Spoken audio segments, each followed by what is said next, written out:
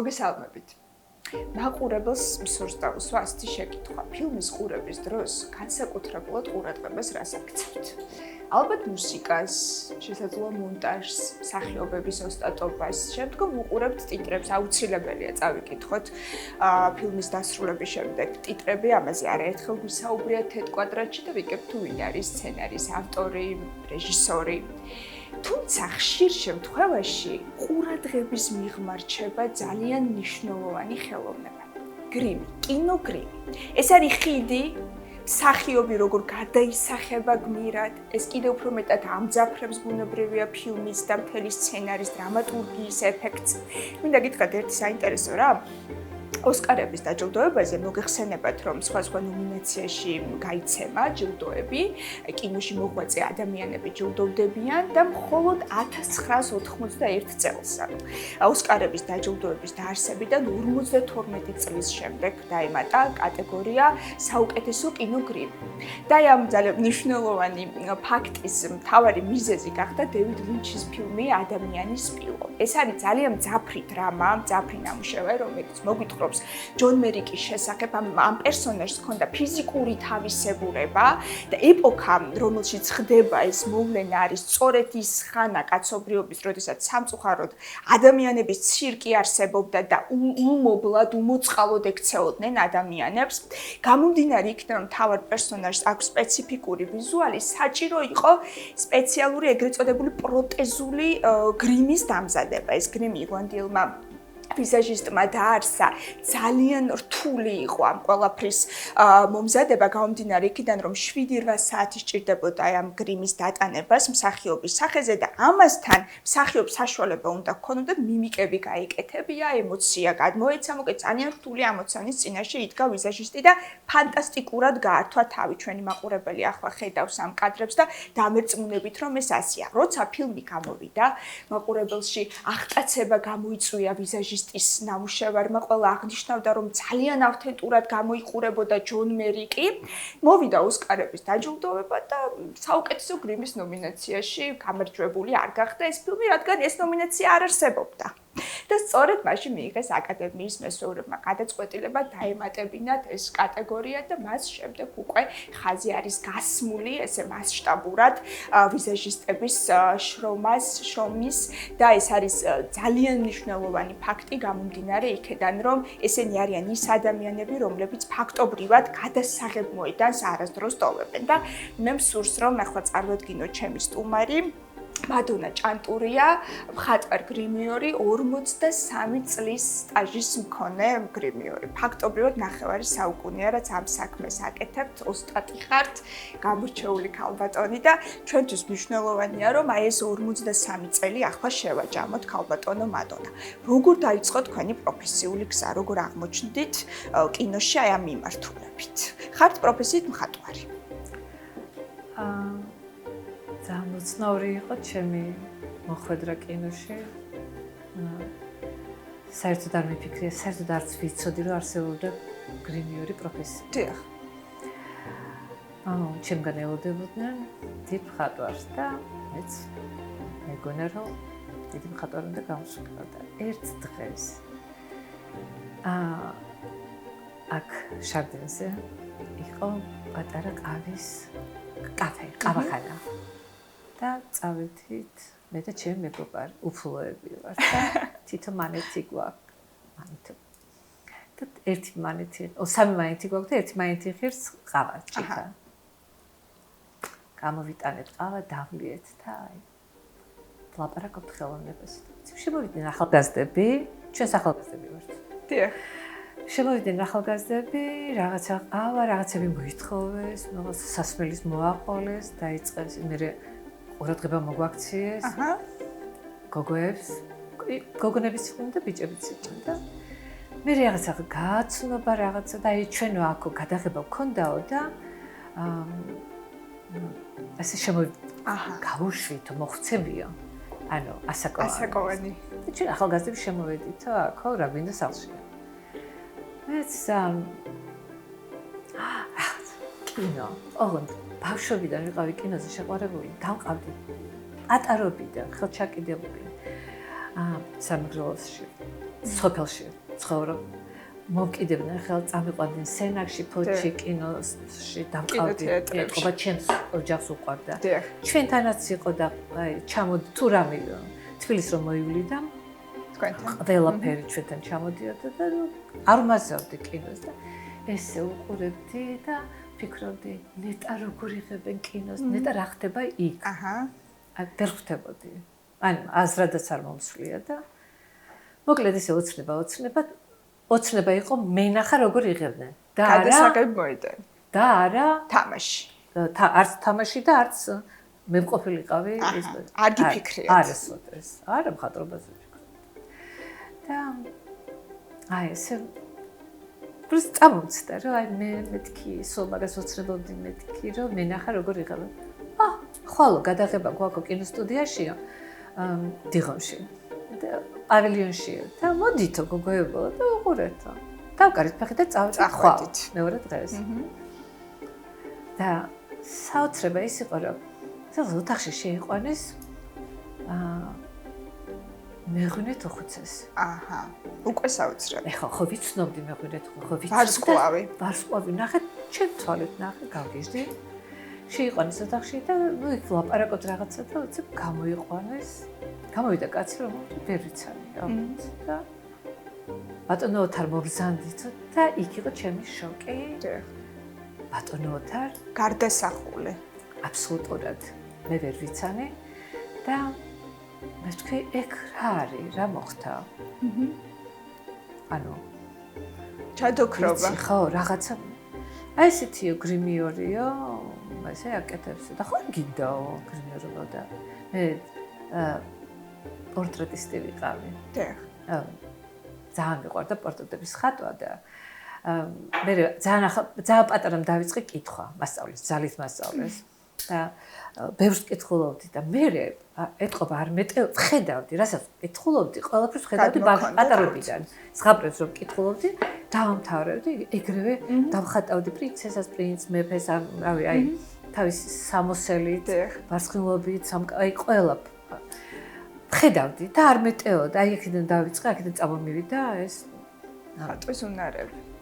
რომ ვკითხულობ, ხედავ ყველაფერს და ხედავდი. ნუ ახალს ხედავ. და აი ესე მიმიყვანეს და არც კითხვაც კი არ დაუსვავდი. ისე კი როგორ არაო? იქ დაურეკეს, მიიღებ ხო გინდა გრიმიორები და კიო გინდა როგორ არა? სპონტანურად დაიწყო ეს. აი აბსოლუტურად იმავე დღეს. აი იმ დღეს მივედი სანახავად და იმ დღეს გამაფორმეს. არავის არ ჯეროდა დიდხანს კინოსტუდიაში ესე მოხვედრა ესეთი ადვილი. არ იყო.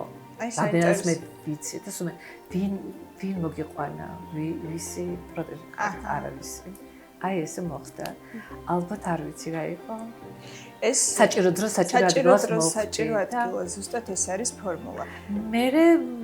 მე მაგ პასუხისმგებლობა საოცარი არ მიყვარს სწავლა არ მიყვარდა მაგრამ სწავლობდი იმიტომ რომ პასუხისმგებლობის გრძნობა მქონდა და ეს უნდა გამიკეთებინა აუცილებლად ეს დავიწყე მეც ვისრუტავდი ყველაფერს ვინდა მასწავლებდნენ ფანტასტიკური გრიმიორები იყვნენ აი არაჩვეულებრივი ძველი თაობა ყველაფერს მასწავლიდა ცდილობდნენ რომ დამხმარებოდნენ. მე გამიშვეს უცებ მესამე დღეს ფილმზე გამიშვეს ასისტენტად და ვიყავი აი ძალიან უბედური. რომელი ფილმი იყო? ზოგი ჭირი მარგებელია. ეს პავლე ჩარპიანის არასდროს არ დამოიწყდება და ვარ ასისტენტი. და დამიშვეს აი ესე დამიშვეს. უარყოფითი გმირი ეს უარყოფითი გმირიაო. უნდა შეგექმნათ. და ეგ გააკეთებდა. შოკში ვიყავი 3 დღის მისული უარყოფით გმი მე მეგონა უარმოსახვაში როგორც ხედავდით უარყოფით. მე მეგონა, არა, ამ დონეზე არ ვიცი რა ხდება გრიმში და მე ეს მეგონა რომ ეს გმირი უნდა ითამაშოს მსახიობმა. ანუ კაც მოკლავს, იქ ცუდ გააკეთებს, ეს იგი უარყოფითია. მე ეს ვიზუალი ვერც კი წარმომედგინა. რას ნიშნავდა და ნუ აი ესე მე ახლა კი ვიცი ერთი წერტილის კი რას ნიშნავს გრიმში?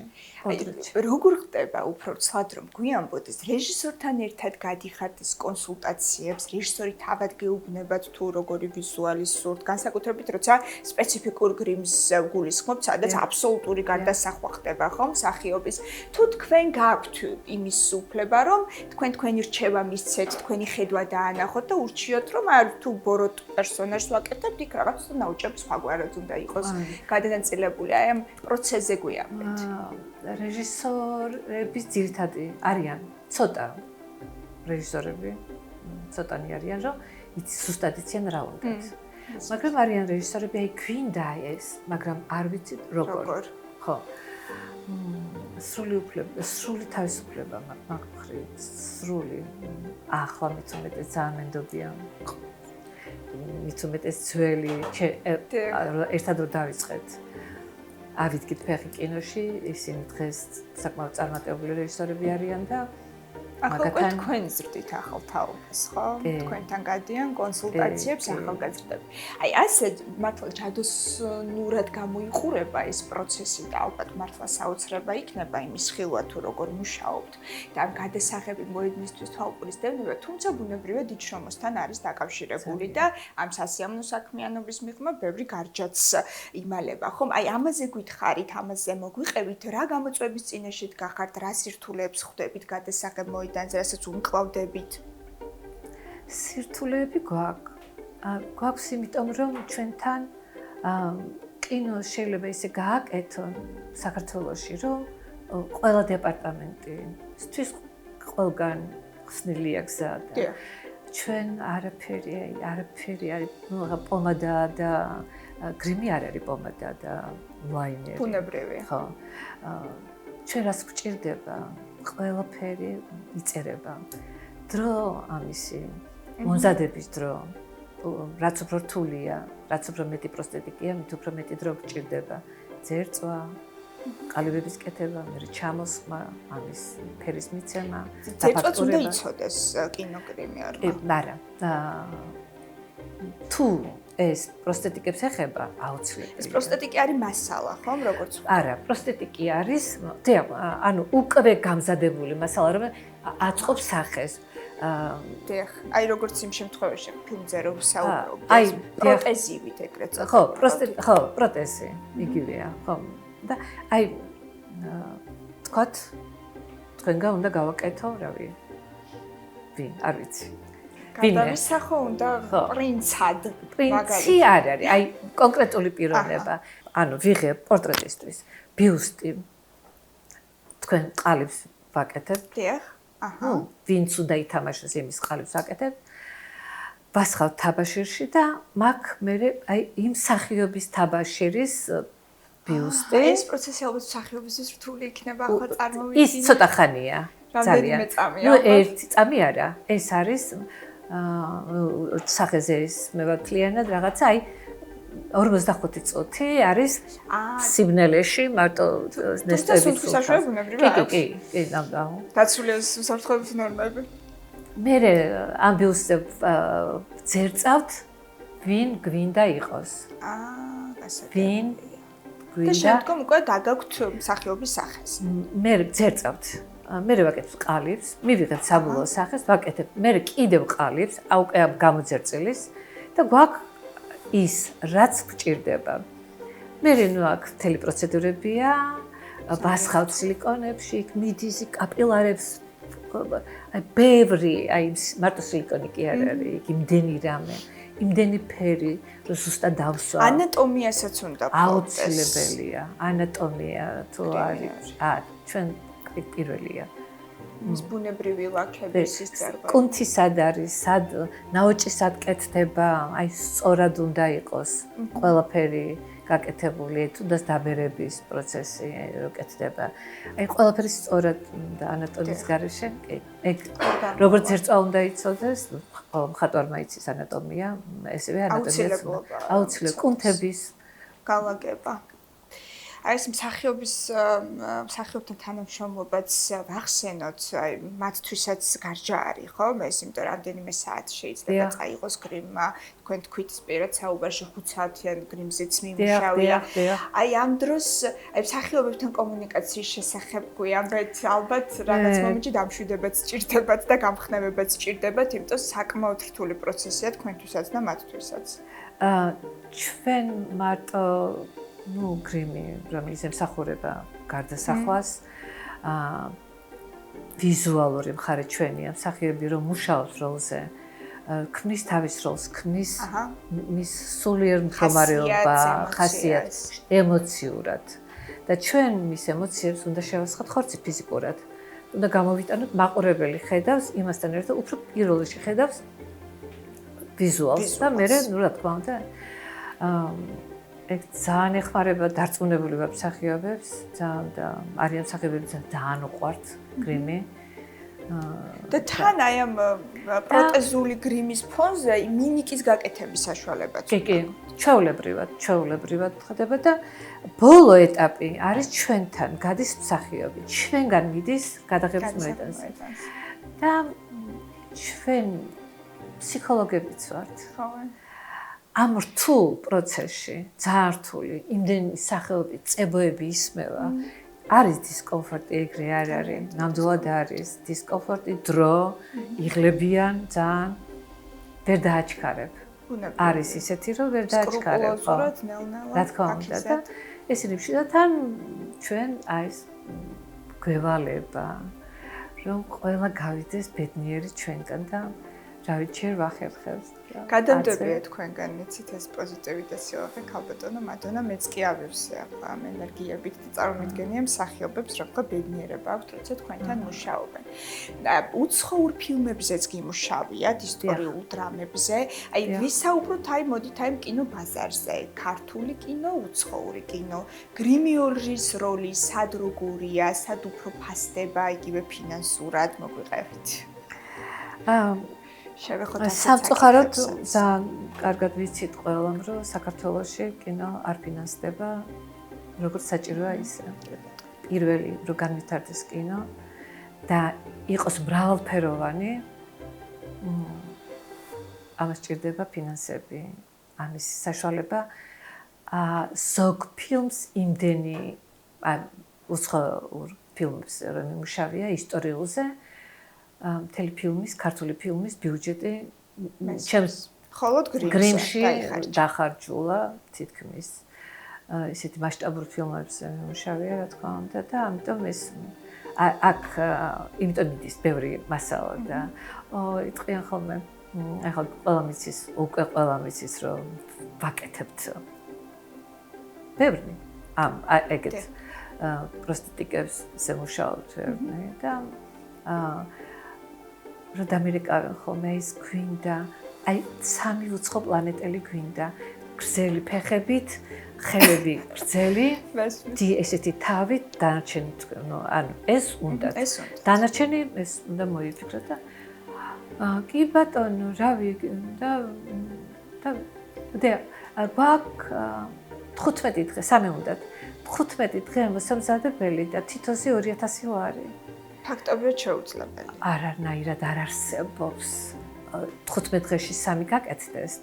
თან ამ 2000 ლარია. ამ ეს რო გავაკეთო, ეს თლიანად ეს გრძელი ხელები, თუ ჩონჩხი უნდა ავაგო, რაღაცა ეს კარკასია. მე უნდა შეასხა ხორცი. და მე ვგნები რომ აი ამას ჭირდება მინიმუმ $8000 მასალა. დიახ. ну მეც ხომ მინდა რაღაც და ასე დროს უარს ეუბნებით თანამშრომლებს რა თქმა უნდა იმადო არ გვაქვს ამდენი და იშლება ვერა აი ეს მომენტი თუ ქონიათ რომ არ აქვს ფილმს დაფინანსება არ არის ბიუჯეტი თუმცა მოგიწევთ მოგეფიქრებინათ გარკვეული გამოსავალი კი გვიწევს და ვაკეთებ კიდევაც მე მაგ ძალიან კარგი წელიწადში ერთხელ მაინც მუშაობ უცხოელებთან მე რო ვეუბნები მინდა 3 ლიტრი მოაქვს 5 ლიტრი. იმიტომ რომ აქ არ იყიდება და წაგექცეს, გატყდეს. გაუთვალისწინებელი რა მოხდეს. უნდა ელოდნონ ასა ორი კვირა კიდე და მე მრჩება რა თქმა უნდა და მე ქართველებს აი სიკეთე ეს არის ჩავსვათ ხო გადაცემაში ეს ინფორმაცია. არა, კარგია კი ძალიან მესმის აბსოლუტურად და შეძლები და გვარად რა თქმა უნდა მასშტაბურს ვერ გავაკეთებ ხა იმ სამ უცხოპლანეტელს ვერ გავაკეთებდი ვერანაირად. ნამდვილად ასე არის. მე ისე მგონია რომ ქართულ უზარმაზარი მასალა ყველა რგოლს უწევს როცა არ არის ბიუჯეტი რაღაც გამოსავლის ძიება რა იგივე არის რეჟისორი ეგ არის მსახიობებიც ხო სხვანაირად ვერ ვაცოცხლებთ ქართულ კინოს მოგვიწევს ყველა კინო ეგრეა მიუხედავად იმისა ყველაფერი დალაგებულია გონია და რაღაცა დიდი მოსამზადებელი ყველაზე ფუფუნება არის მოსამზადებელი და მე ხა ბედნიერი ჩვენ არ გვაქვს ქართულ კინოს არ აქვს და მიუხედავად ამისა მაინც არის მანდას კი უცებ გამოსავალი და უნდა ვიპოვოთ ხელოვნური ინტელექტზე უნდა გკითხოთ ფაქტობრივად აი ბოლო დროს რა თემაზეც არ უნდა ვისაუბროთ ბოლოს მაინც მივდივართ ხელოვნურ ინტელექტამდე იმიტომ რომ თითქოს გამოწვევაა კინოს ყველა რგოლისთვის ვიზაჟი, გრიმი და ხელოვნური ინტელექტი, ციფრული ტექნოლოგიები რა შეხმატა გრიმს და თქვენს ოსტატობას უქმნის თუ არა ერთგვარ საფრთხეს თუ პირიქით შესაძლებლობა არის?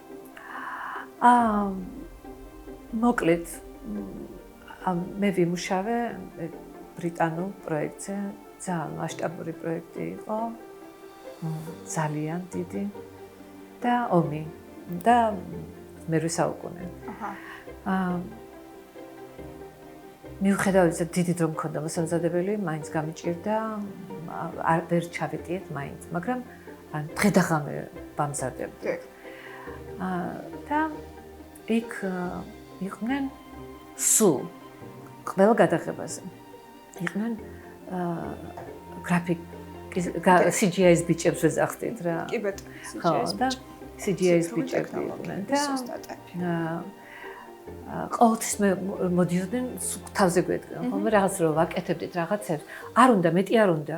შეწყვეტე და ყოფა და მე კიდევ გიშდებოდი, ვერ წარმომედგინა.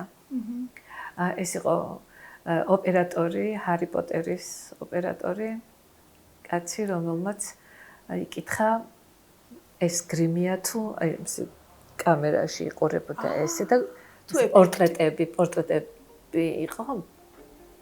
ეს ნამდვილია თუ გრიმია და დაიჯერა. ხო და მოვიდა ეს კაცი, ფოტოებიც გადაღებული, მეხუტება, რომ მე პირველად ბევრ ოსკაროსთან მიმუშავე, ხო, ტრაბახობ.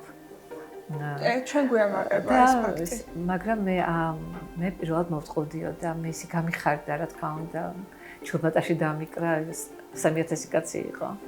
და აბა რა შეიღებენ ოსკაროსთან გრიმერთან მიმუშავეა და რა თქვა, აბა რა შეიღებენ ოსკარს. თუ ამ დონეზე არ არის გაკეთებული და აი ზუსტად CGI მე CGI-ის ბიჭებიც იქ იყვნენ და იმას ვიტყვი, სამაგირო ჩვენ აი რა ხო სამაგირო და ჩვენ ანუ რო შემაქეს და სამაგირო ჩვენ მოგვაკლდა გასაგებია შემოსავლება ეს ცალკე ფულია რო ჯდებიან და აი ესე ამუშავებენ ამ პორტრეტებს თურმე ფაქტობრივად კონკურენტები ხართ. იმიტომ იყო რომ გვეკაჩებოდნენ და არ გაბედოთ. ჩვენ ესე აი საქმე გვაქვს. როგორც კი შემოდიოდნენ და არ გაბედოთ. არ მომიახლოვდნენ, სანამ არ მორჩები, მე როგორც მინდა ის მანამდე და ვერ გვიტანდნენ. ისუგებოდნენ ესე რომ გაგვივლდნენ ესე გააკეთებდნენ ხოლმე. ზედმეტად პროფესიონალი ხართ ქალბატონო და მანდ და ამას ფიქრობ. არა ცხოვა. დავაიკარგოთ შემოსავალი. არ ამგონია, ვერ ვიტყვი, მაგრამ ჩაგვან ალბათ ოდესღაც მსახიობის აღარ იქნება საჭირო. მე არ ვიცი ის როდის იქნება, მაგრამ ჯერჯერობით ვერა. ვერა, აი რაღაცა ჩემს ფილმზე, ისეთ უცხოური ჰორორებზე ვარ, ბევრი ჰორორზე ნამუშევარი, რატომღაც. და აი იქ რაღაცა, აი სისხლის გასხმა გააკეთეს. აი ზუსტად გრაფიკულად და ეს ისეთი საშინელება იყო. ისეთი საშინელება, რომ რა თქმა უნდა, არ ვიცი, ხარა დონეზია ლაპარაკი, ბურაზია, მაგრამ არა, მაინც ადამიანის ყველაფერი ოსტატობა. კეთდება, სიხსას ვასყავთ, გასყავს. აი კადრში ჩვეულებრივად ეს უცებ გაასყავს რა ჩვეულებრივად. პრობლემა? არანაირი პრობლემა არ არის და აი უფრო ბუნებრივია. უფრო ბუნებრივია. ბევრად. და ალბათ მსახიობისთვისაც შესრულების დროს ეს უკეთესია, მეტად ავთენტურია, მეტად დამაჯერებელია, ვიდრე მაშინ, როცა რაღაც ციფრული ჩართულობით აკეთებენ ამას. არსებობს თუ არა სკოლები, სადაც შეიძლება ადამიანი დაეუფლოს გრიმის ოსტატობას, იმიტომ რომ აი სხვა ხელოვნების ინსტიტუტში, სადაც რეჟისორო ფაკულტეტია, ან იგივე სამსახიობი, არის რაღაც კომპლექსური სწავლება, დრამატურგიას სწავლება, მონტაჟს სწავლება, თუმცა კინოგრიმს არა. მე პირად კინოგრიმს არ სწავლობდი და ვფიქრობ, რომ უნდა სწავლობდეს რეჟისორი, თუნდაც იმიტომ, რომ არ დაგირეკოთ და არ გითხრათ, რომ გრანდიოზულ გრიმზე სულ რაღაც 2000 ლარი გვაქვს, ხო? იმიტომ იცოდეს თუ რასთან არის დაკავშირებული ეს ოსტატობა. არა მარტო რეჟისორი, პროდიუსერი. მე ყველა პროდიუსერს ვახვეწები, რომ მიყურეთ. უბრალოდ დამხედეთ, რა შრომა გვაქვს. დევს ამ და რამდენი მასალა, როგორ, ანუ ისე კი არ ვიწერთ. როგორ ხარჯავთ ამას? ხარჯავთ? ჩვენ გვჭირდება ეს მასალა?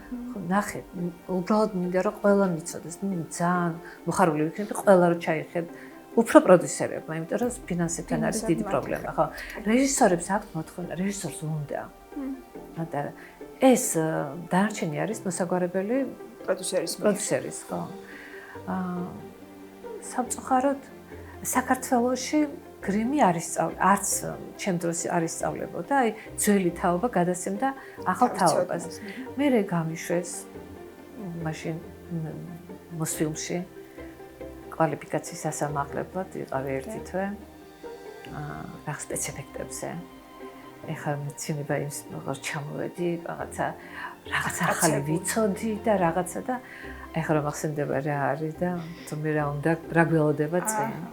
გრიმი აქ არის სწავლება, არ არის არაფერი, აი ესე ვინც დააპირებს და ძველები ყველა რა თქმა უნდა ვინ მოვიდეს ახლა ჩემთან ვინმე და ეს მინდა და არ დავეხმარო, ხო არ არსებობს. არის უფასო გერმანიაში და სამწუხაროდ ჩვენებს კანადაში არის, ბევრ ქვეყანაში არის. ფასიანი უფასო ძალიან ძნელია. აქედან ადგეს ვიღაცა და წავიდეს სამწუხაროდ არა. სამფოკარის თამაშები ხშირად ვახსენე ამ ბოლო დროს ბოლო გადაცემებში. ეს სერიალი, სადაც გრიმზე არის აწყობილი ფაქტობრივად მთელი სიუჟეტი. გარდასახულია ყველა პერსონაჟი და ეს გადასაღებოიდანს უჩვენებდნენ, როგორ დადიან ფაქტობრივად ზომბების ფორმაში გადასახული მსახიობები და არ ვიცი რაღაცა მიირთმევენ საჭმელს, იცინიან, ტელეფონზე საუბრობენ და ეს გადასაღებოიდანი საკმაოდ იუმორისტულად გამოიყურება. აი თქვენ თუ გაიხსენებთ მსგავს სიტუაციას, როცა ეს გროტესკული გრიმი და ადამიანი არის ტელეფონზე საუბრობს. მაგის მეტი რა ბევრი მოკლედ ჩამოვიდნენ ავსტრალიელები, იღებდნენ ფილმს, პროდიუსერი იყო თვითონ და მთავარ როლში იყო ვინსენტ კასელი და ნუ ჩემ თავი შესთავაზეს და რო შესთავაზეს, დაკითხვა აი დამიძახეს ყველა ჩამოსულია, მთელი ჯგუფი, პროდიუსერი, რეჟისორი, ხატვარი, ოპერატორი ყველა და ესე მიყურებენ ესე. შეგიძლიათ თქვენ აიტანოთ ეს ყველაფერი და რა გულისხმობ? ძალიან პრეტენზიულია და კასელი და ანუ ყველამ რომ მითხრა, არ მინდა. ნუ მე თქვი ხო, არ მინდა. ეხლა რატო მოვიკლო თავი? არა, უნდა იყოთ, თქვენ უნდა იყოთ და ესე წამიყვანეს და ჩამოდის ვინსენტ კასელი. არა, ველოდებით, ხვალ 5 საათზე უნდა ვიყო სეტზე. და პირველი საათია და დავწექი. დავწექი და ვერ ვიცინებ, შფოთავ. რომ ვერ დავიცინე, წამოვხსნი და ვილოცე. ღმერთო ამარიდე, აი არ ჩამოვიდეს ეს კაცი. ვარც ვერ ვეუბნები, თქვი უარი არ გამივიდა. აწირაღა უნდა თქვა. და ბედნიერმა დავიცინე. და მირეკავს ტელეფონი, აი ჩაძინებულზე. პროდიუსერი მირეკავს, მადამ შვიდა დაიძინე, არ ჩამოდის. და რატო? და გამიხარდა, თქვი ლოცვა. იმოქმედა და რაღაცა ხო, მიზეზი რაღაცა არასწორი საიღეს და ვერ გადმოფრინდა. მაგრამ მეორე დღეს ჩამოფრინდა. ანუ იმ დღეს არა, გათენდა, მაგის გარშე გადავიღეთ და ჩამოფრინდა და აი ძალიან მეშინია. იმიტომ რომ კაცი არ იცინის არაფერი გამორთხილეს. ფოტო არ უხასიათო, ფოტო არ გადაიღოთ, არაფერი და სტარვაგენია. და მე და ჩემი ასისტენტი ვართ აქ. და გააცნეს ჩემი თავი და ვარ ენა არ ვიცი. ინგლისურად არ ვლაპარაკობ. ენა არ ვიცი და თარჯიმანი გვემსახურება ყოველთვის ეს დროს და მე ისა ნერვიულობ ბევრნები. გამოვწყდი.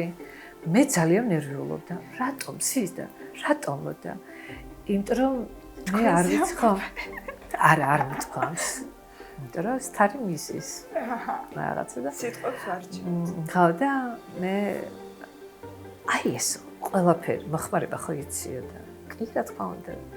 დანარჩენს მე მოგეხმარებიო მითხრა და თმასო შემჭრიო, ცოტა მომიზარდა და აი ამდენი მინდა ხელისგან კალით ვჭრი, მაგრამ აი მაინც შევჭერით, სუპერ მოიწონა მეც და მე რა თქმა უნდა ყველაფერი კბილებს უფუჭებდი მას ლამაზი გაკეთებული კბილები აქვს ალბათ და კბილები უნდა აი მესმის ეს შეჭმული და ხო ამას მე თვითონ გავიკეთება, იმიტომ რომ მე არ გაკადრება კბილებთან იმასა და თვითონ გაიკეთა, მოკლედ ესე და მოიტანეს აი დიდი სინზე დაწყობილიც აი არ ვიცი არც მინახავ საქართველოში თუ ამდენი ესეთი უცხო ხილი, აი ყველაფერის წვენები, რაღაცები ასორტი აი დიდი აი ესე მოიტანა ბიჭმა და დაუდეს.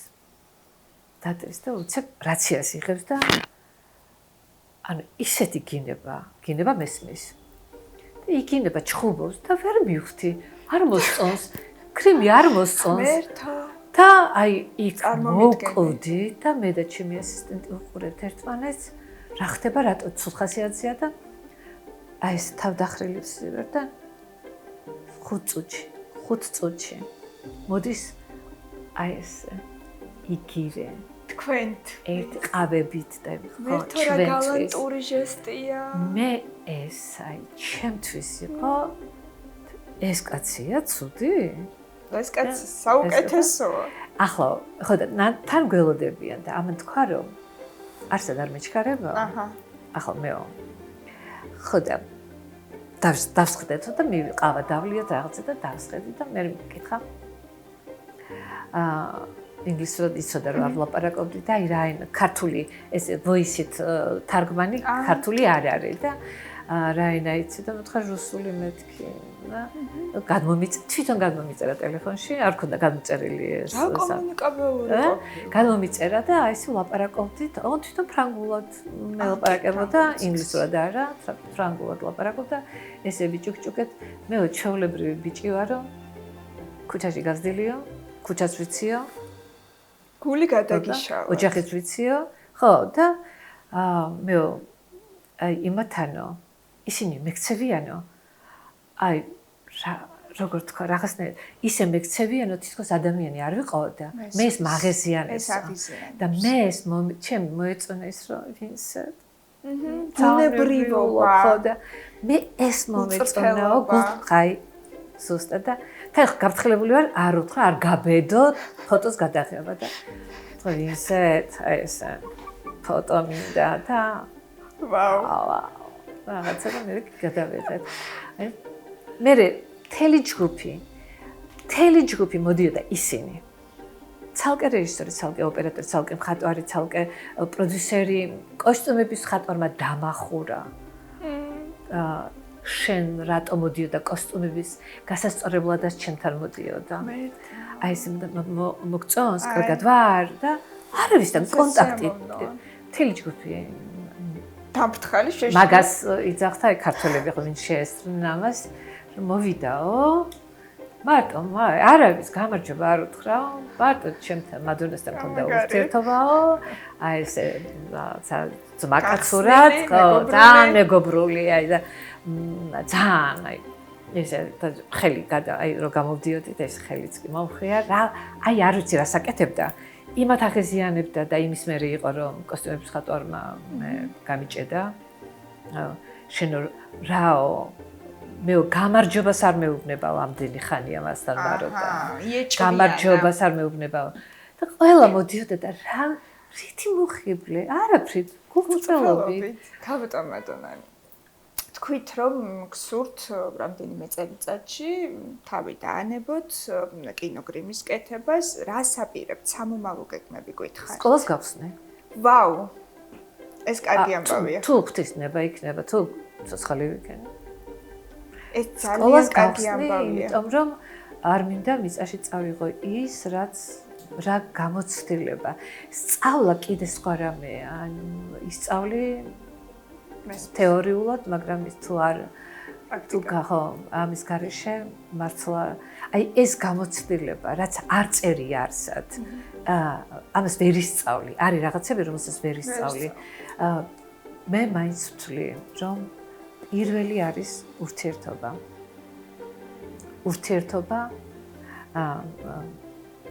ადამიანთან სწორი კომუნიკაციის მსახიობთან განსაკუთრებით ყველასთან ჯგუფთან კომფორტულად რო იყო სწორი კომუნიკაციის დამყარება და ეს